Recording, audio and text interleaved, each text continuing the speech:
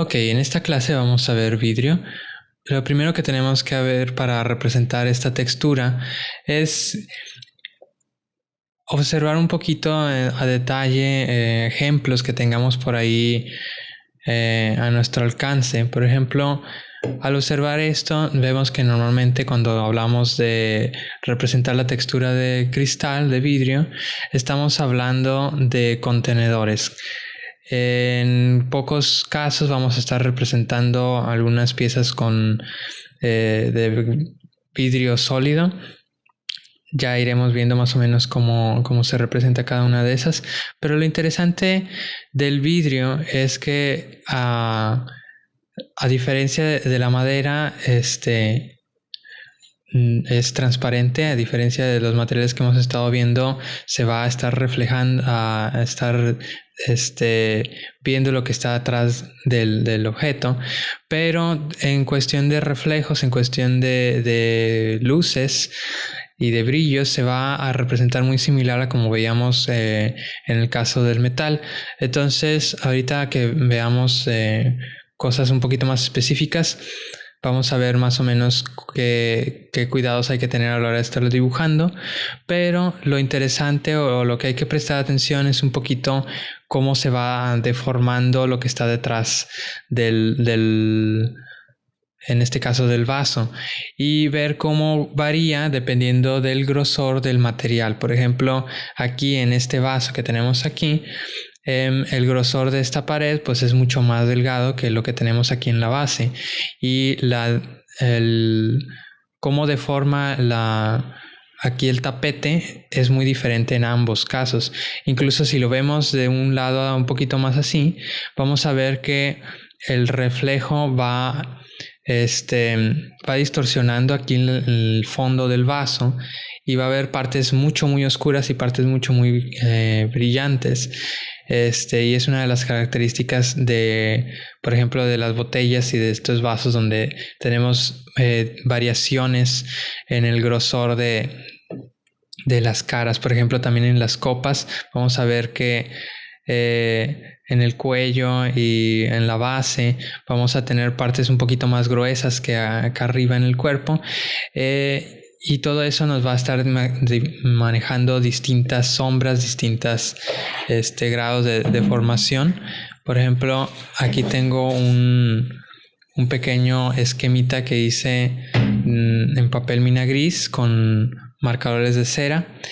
Me gusta mucho utilizar este papel porque tenemos un gris medio que nos permite trabajar tanto luces como sombras.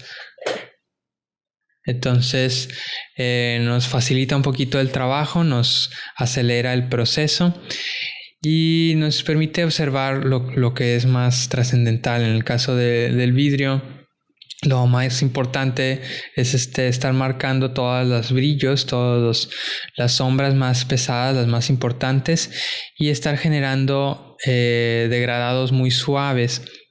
En algunas partes, por ejemplo, en estas esferas hay degradados súper suaves, y de repente tenemos un brillo que son la fuente de luz que estaba iluminando la escena, se refleja ahí directamente, y dependiendo de la forma, como veíamos anteriormente, dependiendo del volumen de nuestra pieza, es como se van a ir deformando los reflejos. En el caso de piezas que tienen al cilindro, vamos a tener líneas, y cuando tenemos círculos o esferas vamos a tener esta distorsión, tipo ojo de pez. Y cuando tengamos, aquí no hay un ejemplo, pero aquí vamos a estar proyectando uno.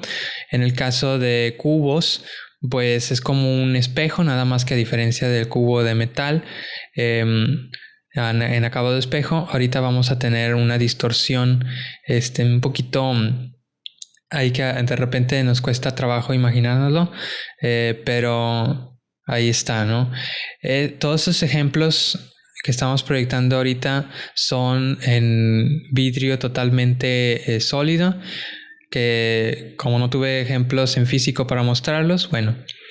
Y los ejemplos de vidrio en contenedores fueron los que estuvimos viendo hace rato.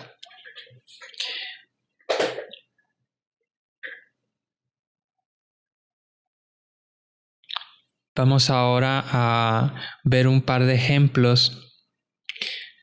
Voy a estarles mostrando cómo representar vidrio en dos casos. El primero vamos a estar utilizando mina gris, como en el esquema que hicimos, que les mostré hace un momento.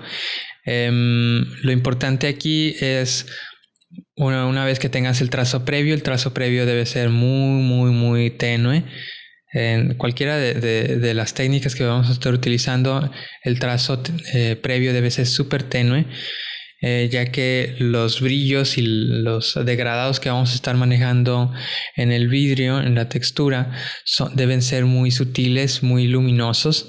Entonces todo el grafito que estemos utilizando para el trazo previo nos va a estar afectando un poquito en eso.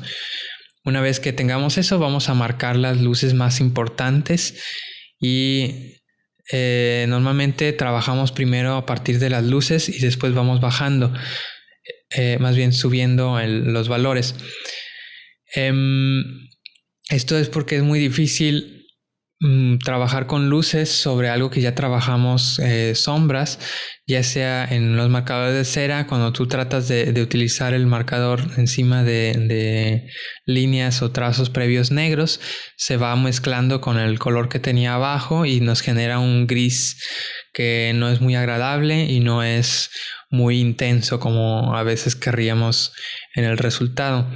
Y también nos ayuda para, pues en el caso del grafito también es importante trabajarlo de esta manera, porque si bien tenemos el borrador con el que podemos borrar ciertos trazos, nunca vamos a poder lograr el blanco que teníamos con el papel, en el caso de que estemos trabajando con papel blanco.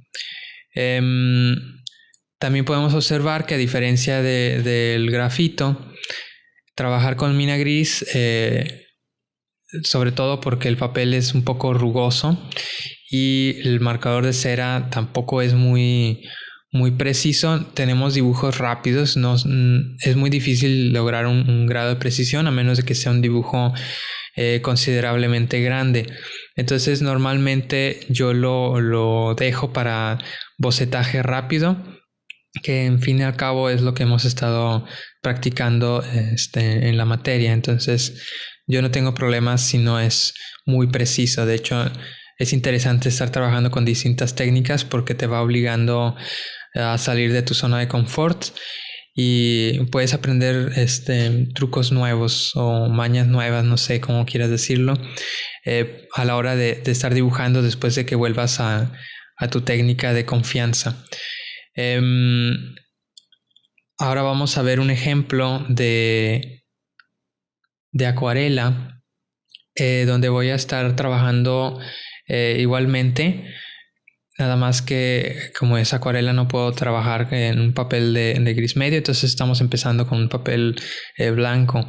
Aquí lo importante es cuidar mucho los degradados que estemos utilizando para representar los brillos.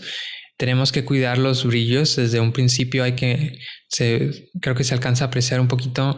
Traté de marcarlos para poderlos respetar, porque es imposible, al menos utilizando puramente acuarela, es imposible rescatar uno de esos brillos. Si es muy pequeño, es un área muy pequeña, lo podemos rascar o retirar con una navaja, pero normalmente lo preferible es haberlos respetado desde un principio. Si tienes gouache o témpera, bueno, puedes utilizarlo para marcar brillos después, si es que no lo habías marcado desde un principio, pero en mi caso lo estoy haciendo totalmente con acuarela y este es el resultado.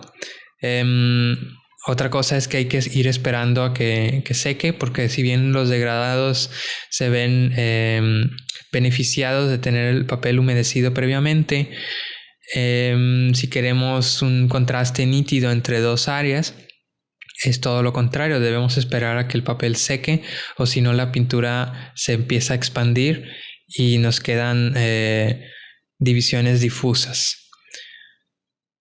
Espero que con esos dos timelapse sea un poco esclarecedor. Les debo la práctica con grafito para la próxima semana. Pero cumple más o menos los mismos requisitos. Hay que cuidar los blancos. En el caso del grafito podemos utilizar polvo de grafito para poder tener un sombreado más tenue, porque no queremos tener trazos muy duros, sobre todo para hacer los degradados, como veíamos hace rato en algunos de los ejemplos en mina gris y en acuarela, ¿no? Entonces hay que tomar en cuenta la naturaleza de los brillos. Hay que observar muchos ejemplos. Siempre es conveniente tener algunos ejemplos del material a la mano para poderlos aplicar después tú a objetos de diseño propio sin tener necesariamente que estar copiando de un objeto que ya existe, ¿no? Que es como la intención de estar viendo todas estas texturas una por una. Eso sería todo. Espero que les haya gustado. Nos estamos viendo.